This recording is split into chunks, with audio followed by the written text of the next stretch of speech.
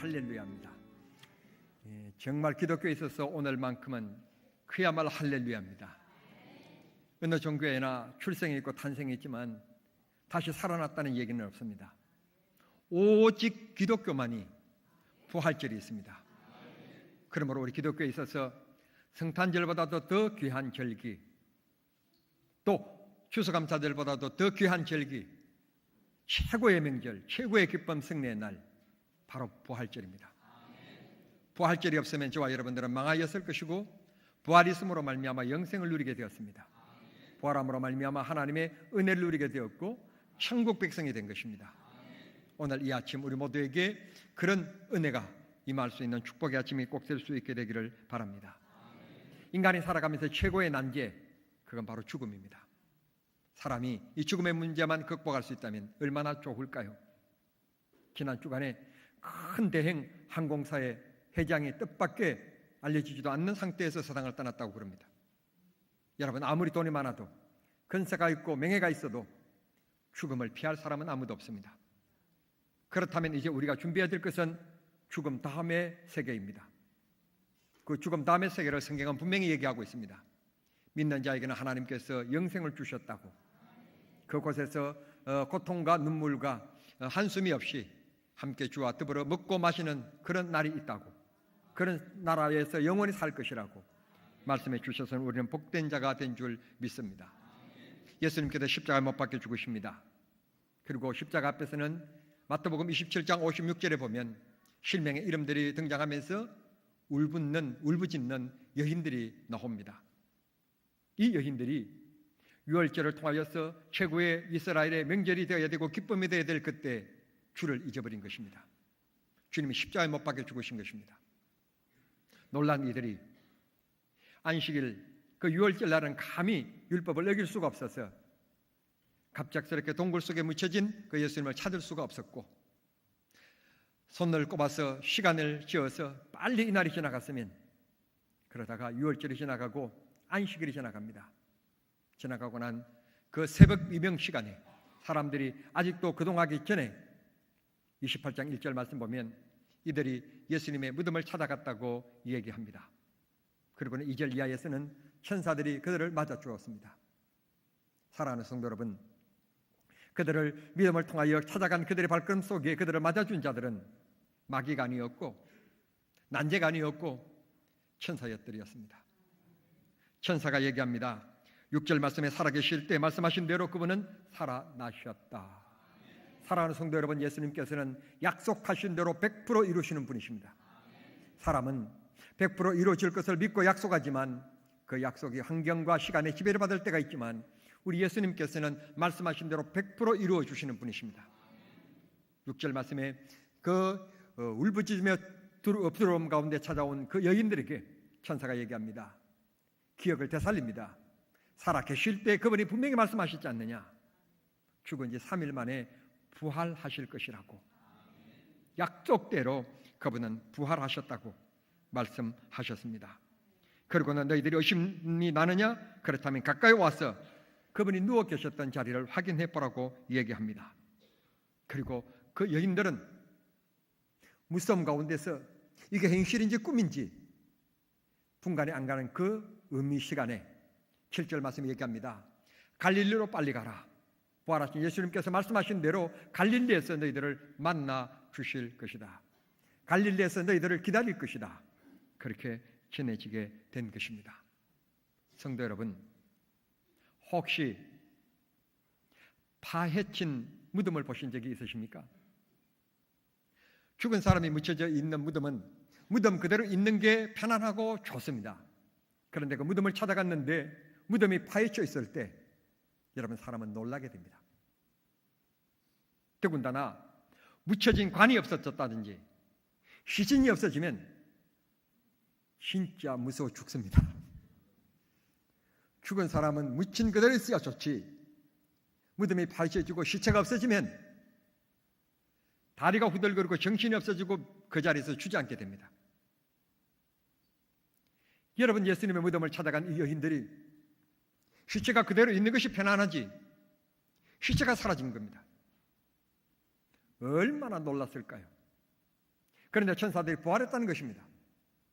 그런데 성경은 이렇게 얘기합니다. 오늘 그들은 8절 말씀에 보면 무서움과 기쁨으로 예수님의 제자들을 향하여서 다름박질하였다.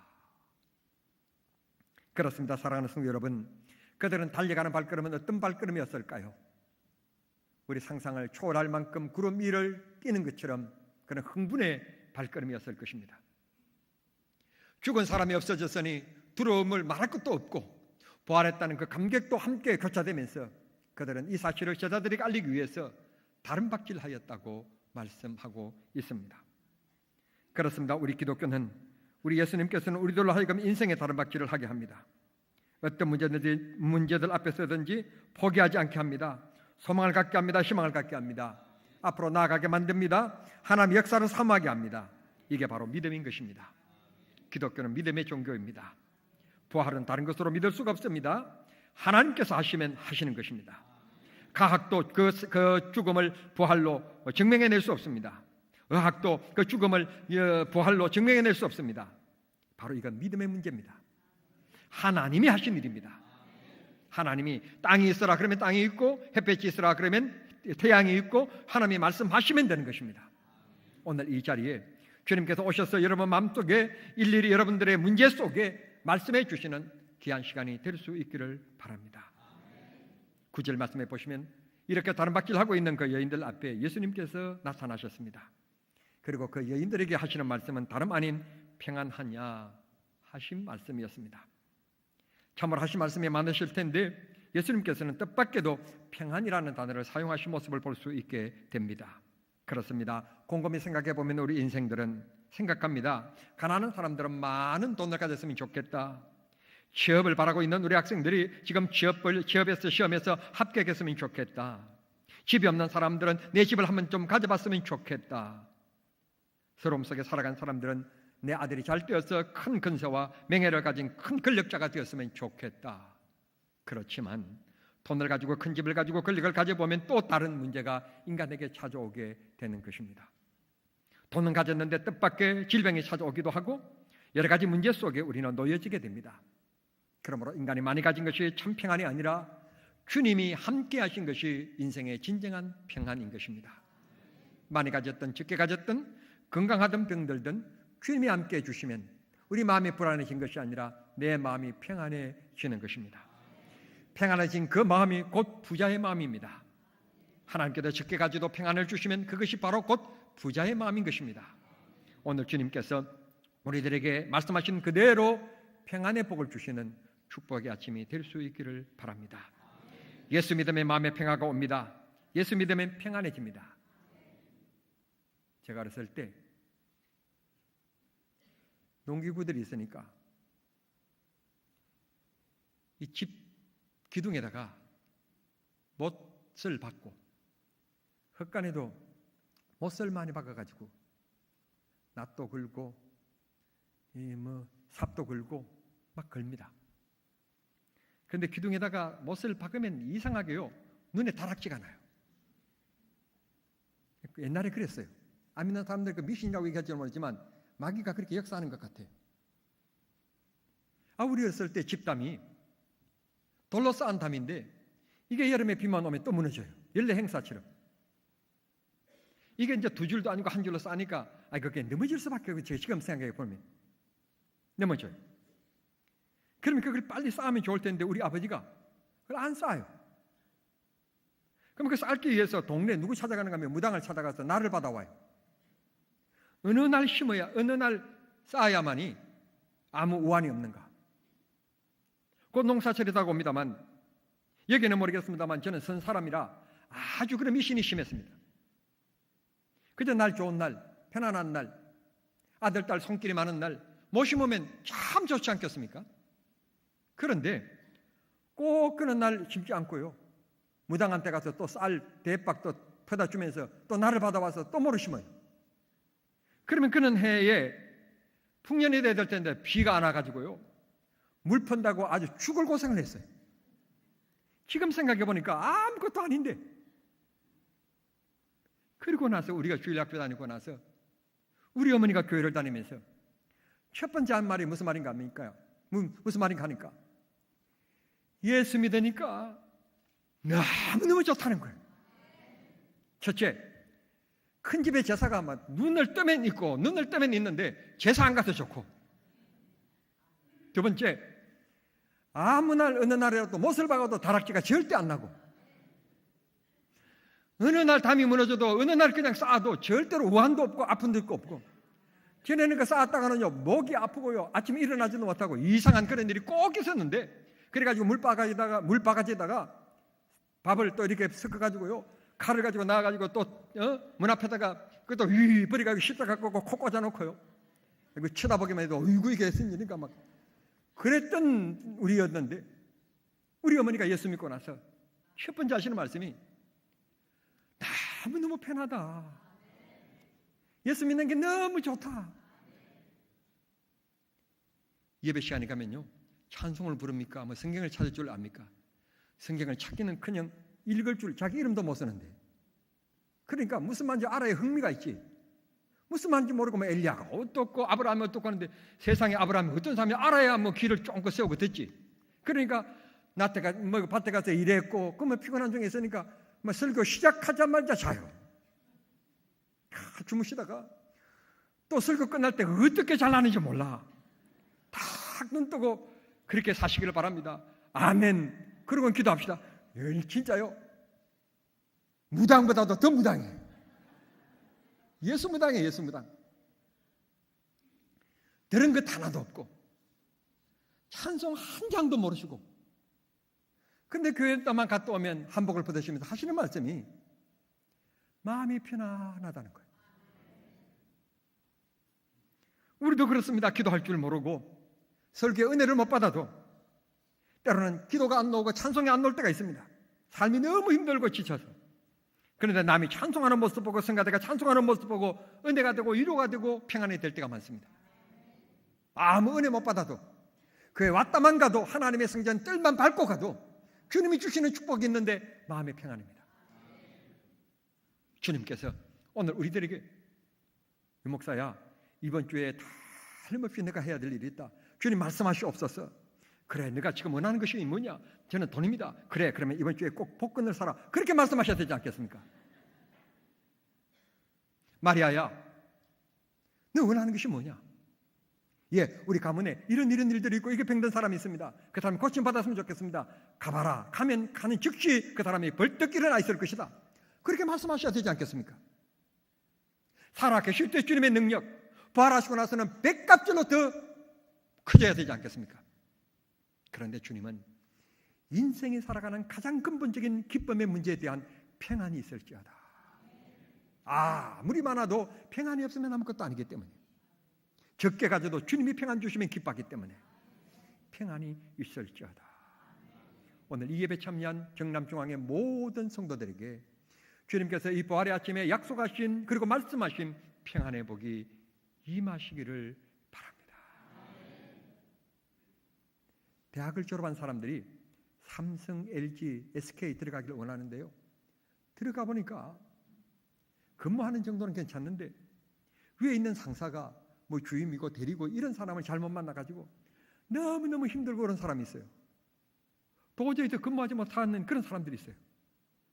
그래서 결국은 들어간 지 한 1년 뭐 그냥 견디다 못 견뎌서 그것을 뛰쳐놓는 사람이 있어요.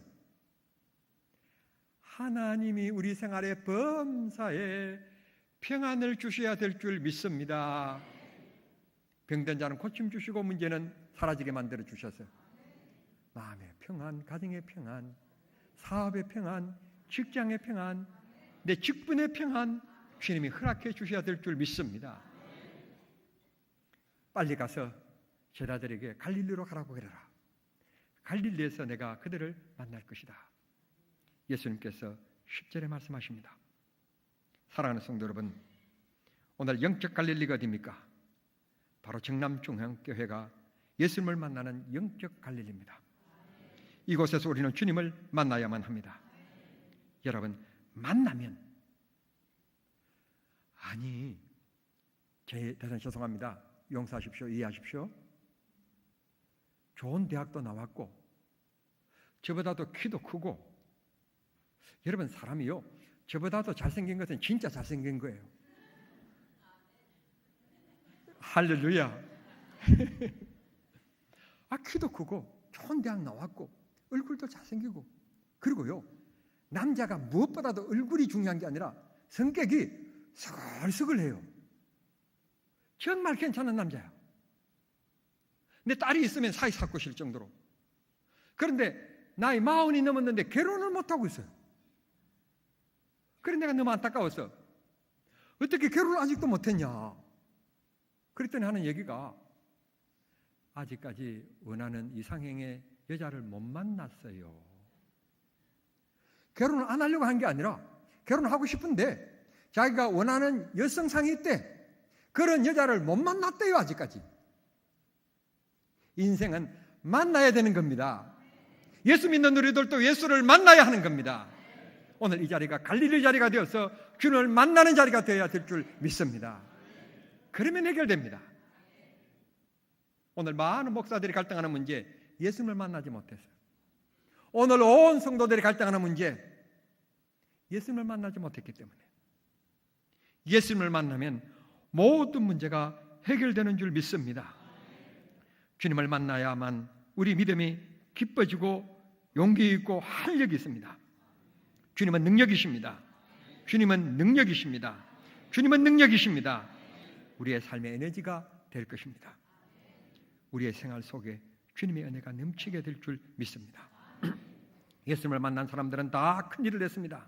다 변화가 됐습니다.